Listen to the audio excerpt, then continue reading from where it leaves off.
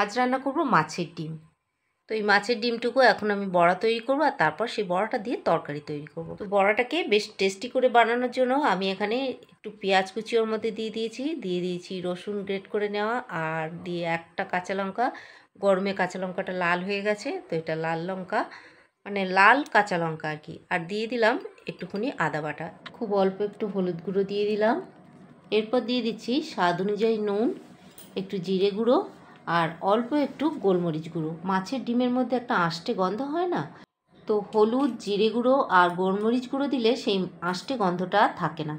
তো সমস্ত কিছু আমি একসঙ্গে মাখিয়ে নিয়েছি। এবার এর মধ্যে দিয়ে দিচ্ছি 2 চামচ বেসন। বেসনটা একটু অল্প দিতে হবে, খুব বেশি দিলে বড়াগুলো শক্ত হয়ে যাবে আর তখন ঝোলে ফোটালেও নরম হবে না।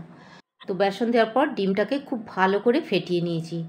আর এখানে একটা মশলা তৈরি করে নিচ্ছি, আদা পেঁয়াজ আর রসুন। আদাটা আগেই আমি বেটে নিয়েছিলাম, তার মধ্যে পেঁয়াজ আর রসুন দিয়ে আরও একবার ঘুরিয়ে নিচ্ছি। এবার আমি বড়াগুলোকে ভেজে নিয়েছি একটা টেবিল চামচ। এই 1 চামচ মিশ্রণ দিয়েই একটা করে বড়া তৈরি করে নেব। আর তেলটাকে খুব ভালো করে গরম করে নিয়েছি। খুব বেশিক্ষণ কিন্তু কড়াই রেখে আমি বড়াগুলোকে ভাজবো না। তেলটা যদি খুব গরম থাকে বড়াগুলো খুব তাড়াতাড়ি দুপিট একদম লাল লাল হয়ে যাবে।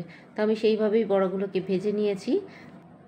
বড়াগুলো ভেজে নেওয়ার পর কড়াই যেটুকুনি তেল ছিল তার মধ্যেই দিয়ে দিলাম গোটা জিরে আর তেজপাতা ফোড়ন, আর যে মশলাটা বেটে নিয়েছিলাম সেটাও এর মধ্যে দিয়ে দিলাম।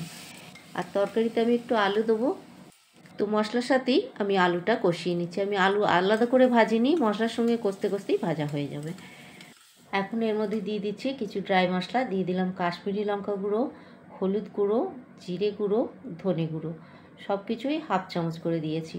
আর দিয়ে দিলাম একটা ছোট সাইজের টমেটো কুচি আর নুন।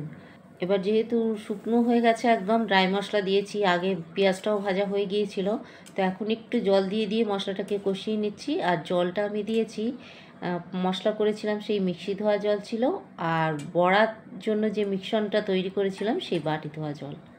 তো মশলাটা ভালো করে কষিয়ে নিয়েছি। আর যেহেতু আমি কম তেলে রান্না করছি তাই তেল বেরোয়নি, কিন্তু মশলা থেকে খুব সুন্দর একটা গন্ধ বেরিয়ে গেছে।